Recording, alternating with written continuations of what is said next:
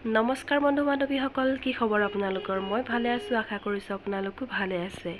ভিডিঅ'টো আজি গাড়ীৰ পৰাই আৰম্ভ কৰিছোঁ। গাড়ীৰ পৰা মানে আমি গৈ আছোঁ আজি ডিব্ৰুগড়লৈ। ডিব্ৰুগড় MGM হস্পিটেলৰ গাইনলজিষ্ট ডক্টৰ ৰীনা দত্ত আহমেদ বাইদেউক লগ কৰিবলৈ। যোৱা 2 বছৰ ধৰি বাইদেউৰ ওচৰলৈ প্ৰত্যেক মাহে মাহে আহি থকা হৈছিল আৰু আজি ধুনুকলিজা জন্ম হোৱাৰ 1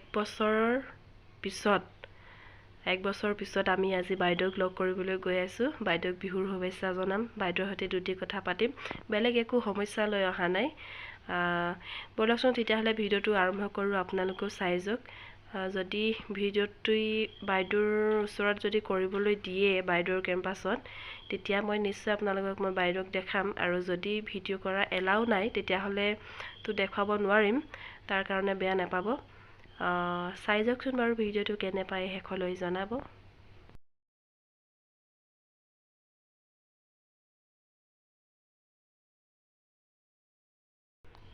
ডিব্ৰুগড় গৈ থাকোঁতে ধুনুকলিজাজনী টোপনি আহিল আৰু চাওকচোন বাৰু তাই কেনেকৈ শুই আছে। তাইক ভিডিঅ' কৰি আছোঁ বুলি গম পালে চাগে, মাজতে এবাৰ সাৰ পাই গৈছিল তাই। আৰু 1 বছৰতে বহুতখিনি সলনি হৈ গ'ল ডিব্ৰুগড় টাউন। এয়া আমি টাউন নোপোৱাৰ আগতে এটা ৰাস্তা হয়, ইয়াত আগতে 2 লেন আছিলে আৰু এতিয়া মাজত ডিভাইডাৰ দি ধুনীয়াকৈ কিবাকিবি গছ ফুল পুলি ৰুইছে। প্ৰথমে সিফালৰ ৰাইট ছাইডৰ আলিটোহে আছিলে, এইটো লেফ্ট ছাইডৰ আলিটো সম্পূৰ্ণকৈ নতুনকৈ বনাইছে। এই গছজোপাও মাজতে ৰাখিছে, খুব ভাল লাগিছে।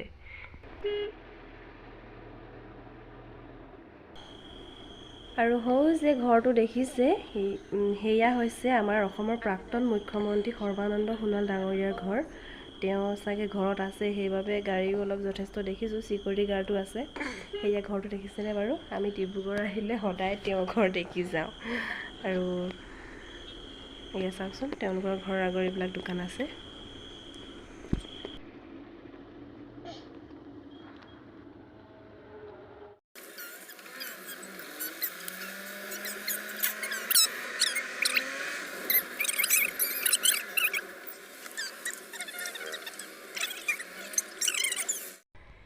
আহি আমি ডিব্ৰুগড় লক্ষ্মীনাথ বেজবৰুৱাৰ উদ্যান পালোহি। এয়া চাওক, সাহিত্যৰথী লক্ষ্মীনাথ বেজবৰুৱাৰ উদ্যান।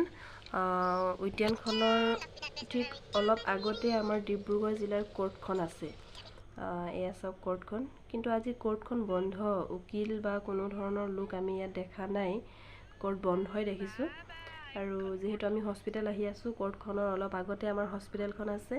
আৰু হস্পিটেলত যিহেতু আমি কালিয়ে ফোন কৰি টিকট কনফাৰ্ম কৰি থৈছোঁ, সেইবাবে একদম নিশ্চিন্ত হৈ আহিছোঁ। আমাৰ টিকট 8 নম্বৰত আছে, আমি ধুনীয়াকৈ গৈ পাম। যিহেতু বাইদেৱে 10:30 বজাৰ পৰা চাই পেচেণ্ট।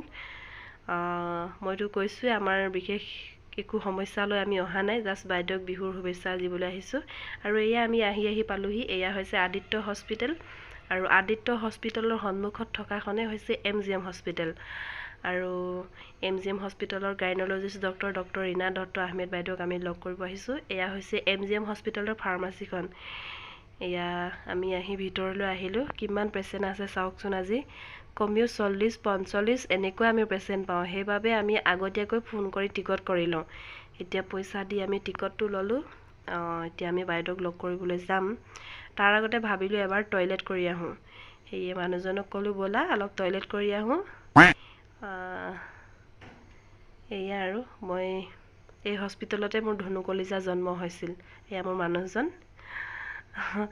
ভিডিঅ' যিহেতু মই ইউটিউবত নতুনকৈ আৰম্ভ কৰিছোঁ, সেইবাবে ইমান মোবাইল হাতত লৈ ভিডিঅ' কৰি থকাৰ অভ্যাস নাই, লাজ লাগে। তথাপিও চেষ্টা কৰিছোঁ আৰু এয়া পেচেণ্ট ডক্টৰ ৰীনা দত্ত আহমেদ বাইদেউক লগ কৰিবলৈ অহা পেচেণ্টবিলাক বহি আছে।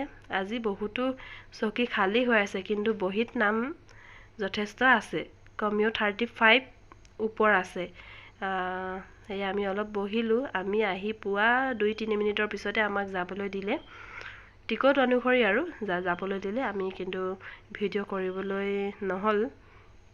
সেয়া ফটো দেখাই দিছোঁ। এয়া চাওক, আপোনালোকে স্ক্ৰীণত ফটো দি দিছোঁ মই।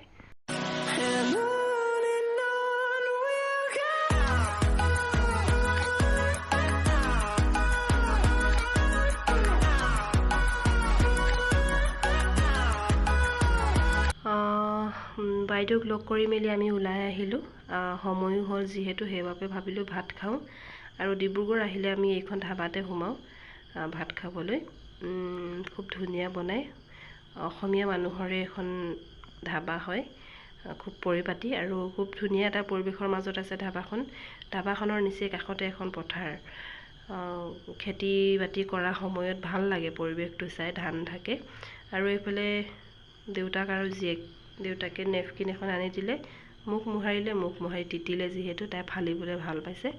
এইবিলাক কৰি আছে, অকণমান আমনি পাইছে তাই, যিহেতু ইমান দূৰ তাইক আমি ক'তো লৈ যোৱা নাই, সেইবাবে অকণমান আমনি পাইছিল। আৰু এতিয়া আহি দেউতাকৰ লগত ধুনীয়াকৈ খেলিছে তাই ধাবাতে।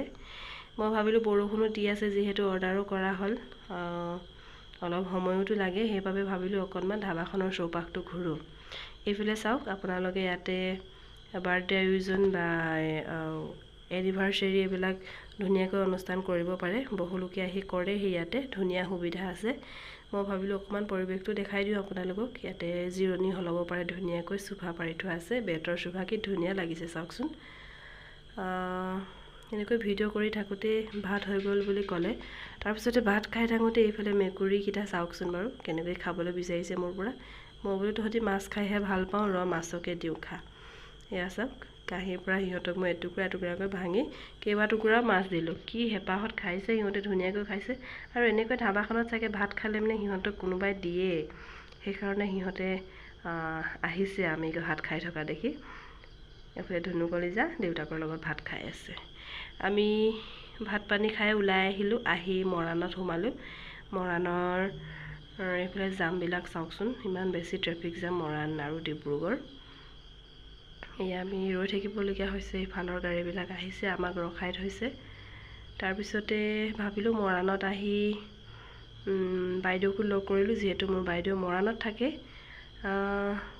এযোৰ কাপোৰ লওঁ বুলি শুৱালকুছি সোমালোঁ। এইফালে দাদাজনক ক'লোঁ অলপ কিবা পিয়ৰ টচমুগা কাপোৰ দিয়ক। তেওঁ এক ঠাক আহি উলিয়াই দিলেহি, এনেকৈ উলিয়াই দিলে একচুৱেলি কনফিউজ হৈ যাওঁ, কোনযোৰ লওঁ কোনযোৰ নলওঁ লাগে। তাৰ ভিতৰে এই যে প্ৰথম উলিয়াই দিছে এই কাপোৰযোৰ, এই কাপোৰযোৰে লৈ আহিলোঁ। ঘৰত আহি চালোঁ কাপোৰযোৰ এনেকুৱা, তাত ভিডিঅ' কৰিবলৈ নহ'ল। এয়া চাওকচোন কাপোৰযোৰ কেনেকুৱা লাগিছে জনাব আপোনালোকে। এয়া ইয়াত পটিবিলাক ধুনীয়াকৈ আছে, ধুনীয়া লাগিছে ইমান,